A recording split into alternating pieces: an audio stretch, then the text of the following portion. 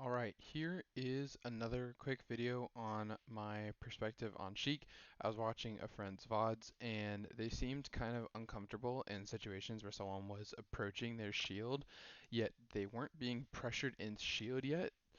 Situations where, for example, the opponent would be like right outside of their shield range or right about to hit their shield or retreating after hitting their shield, like in kind of this range here, where they're kind of like threatening shield pressure and you are already in shield.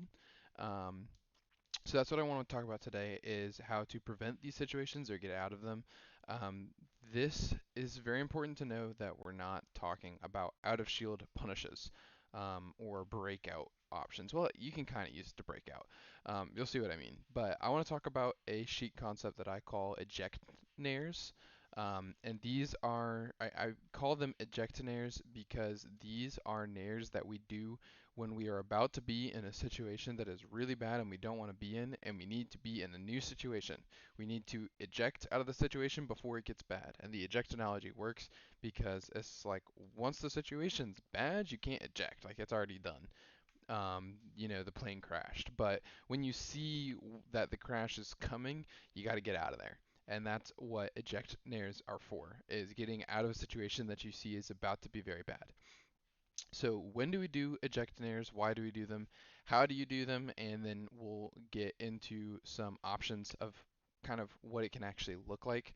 I don't have any gameplay examples, unfortunately, but I think it will be fine for this. So, like I said, when do we want to do eject nares? We want to do them when two conditions are true. When we are about to be in a situation in the very near future that we do not want to be in, so we want out of a bad situation, or when you are in a situation where there is no clear path forward, and that is important for reasons we'll get to later. So when you want out, or when there is no clear path forward. So we do this when things are getting bad and we need a new situation. Something to be really mindful of. This is not a go-to technique. This should not be your primary out of shield option. There's going to be lots of situations where there is a clear path forward, or there is an ideal punishment, or there is space that you can take up after you come out of your shield. This is not something that you should just default to. This is something that you save in your back pocket for when you need it, when you are in a spot that you just really don't want to be in. Um, Also worth noting that these only apply on stages with platforms, and it only in very specific places. So eject nares only work on stages with platforms, which again we'll get into why this does not work at all on FD. And on the stages that do have platforms, it only works in this area underneath the platform. So once you're right out very in the middle of the stage, doesn't really work. All the way on the edge also doesn't really work. It's kind of in this range right underneath the platform. You can play with it a little, like you can be a little bit out, but all the way in the middle or all the way to the edge does not work. Also, if you are up on the second tier or the third tier of a stage with platforms, also these do not work. So it is when you are hiding underneath a platform on stages with platforms. Okay, so why do we do eject nares and what are they? So an eject nair is basically when someone's approaching your shield and pressuring you. It's really simple. Basically, you're going to be in your shield like this, and we'll use light shield just to keep things straightforward. And you just are going to nair. I'm grabbing. You are just going to nair out. It seems simple, but there's some nuance to this, to how you want to apply it. There is a lot of different things you can do with this, but basically what we want to do is we're trying to catch the opponent on their way in to pressure us and level change and get somewhere else where we have more options and we are not stuck in our shield.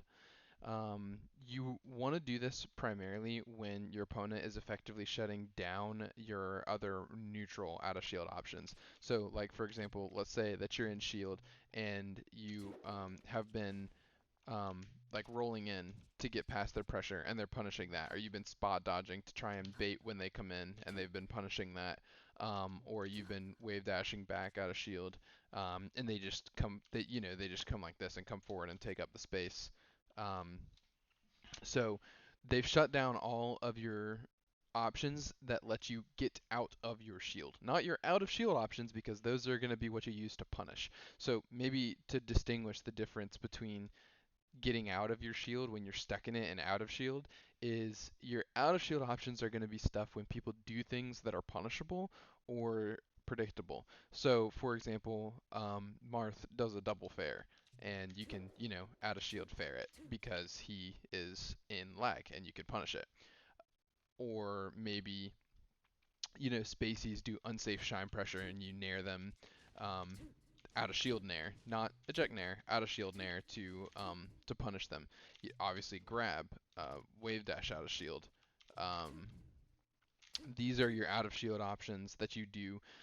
Like maybe you go to shield, like you run forward and shield stop, and your opponent backs up and gives you space. You wave dash out of shield to, claim some more space. You wave dash out of shield after taking a laser, yada yada yada. Those are out of shield options. This is something that you're doing when you are stuck in shield and someone's running at you and about to pressure your shield.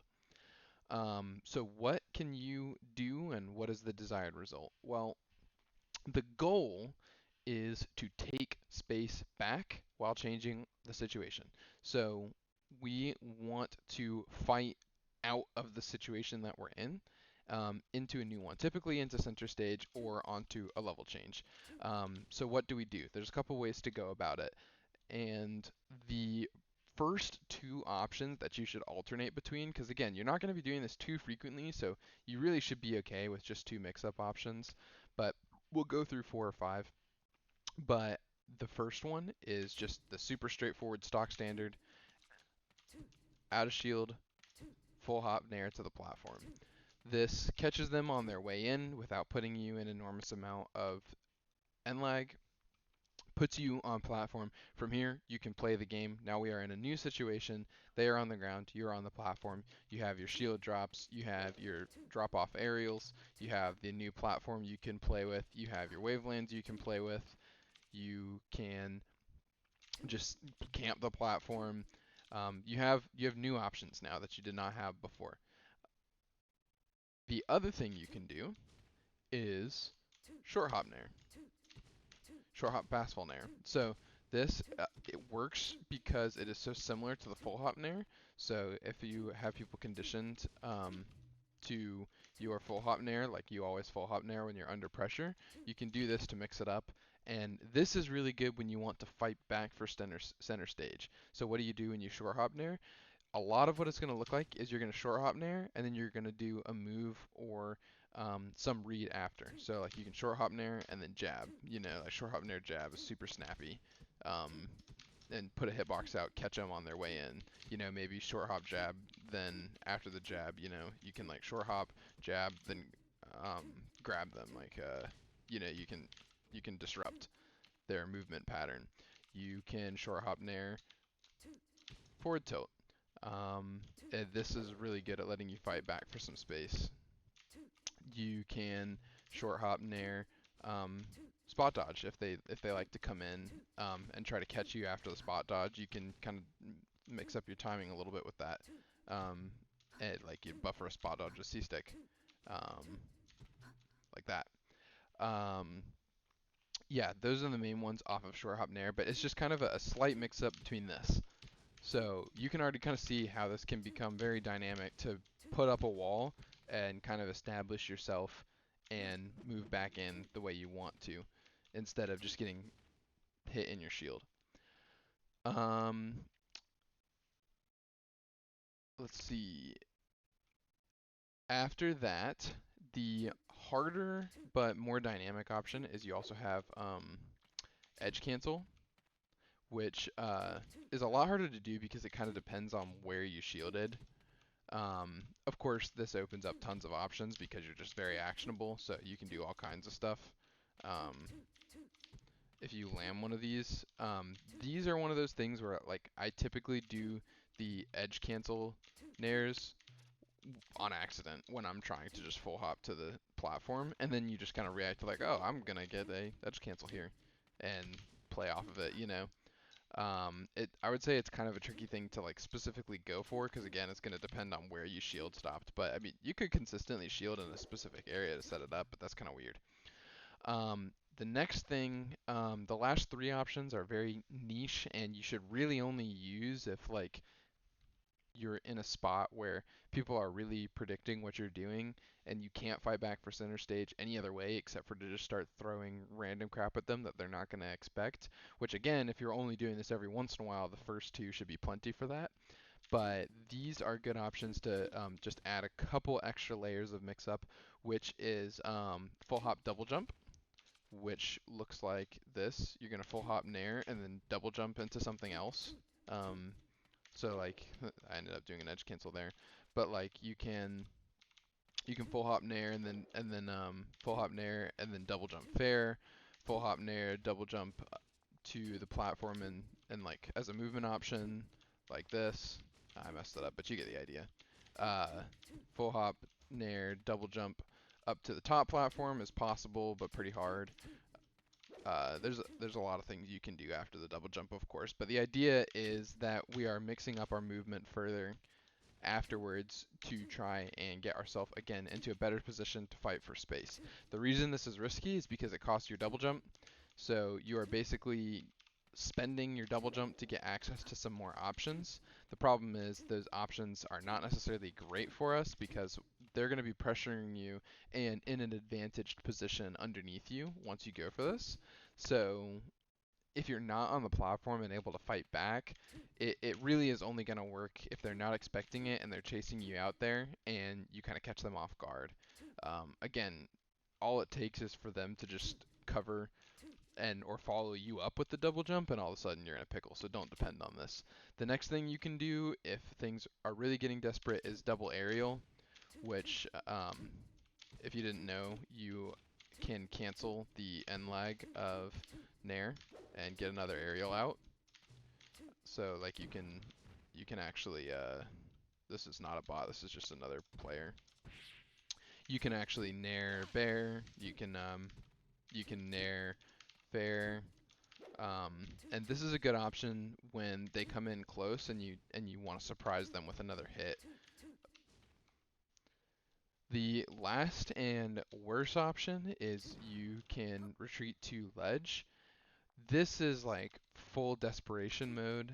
I think this is just horrible in general because typically, like I said, you're going to be doing these in situations where you're trying to fight back for space. You're trying to build a better situation for yourself. And when you retreat to ledge, you're kind of just giving up that space that this technique is supposed to give you back. So it kind of defeats the purpose. The reason I still included it is because against players that have a real tendency to chase you out to the ledge, it can be good in some matchups and versus some players to use it as kind of a reversal option. Like if people have a big tendency to see you on the ledge like this and be like, oh, he's on the ledge and run out and dash way out here and give you opportunities to switch sides with them and squeeze into center stage, then it can be okay. But if someone's patient, then like you just achieve nothing and put yourself in even worse position. Like if they just come and stand right here, well, now you just gave up all of the space you were contesting with your shield and your nair. So it's kind of pointless. So it's really, really, really easy to counter, but it can be useful in a pinch. Um, yeah, I think that's pretty much it. You don't want to if you are in a situation where you don't want to roll in, don't want to spot dodge, you need a way to get out and you know that you're about to be under a lot of pressure and lose a position, eject nair. Get out of the situation before it gets bad. Don't let yourself just get hit stationary in your shield with no options and no way to get out, or you are forced to roll or get shield poked. Just get out of that situation. You don't want to be in it. And mix it up with your short hop nairs, to keep your opponent guessing and also fight back for some space a little bit, potentially get some nice combos. And you can always use your movement to mix up your options if you choose one of the things that leaves you on the platforms or you choose the double jump. That's the eject nair.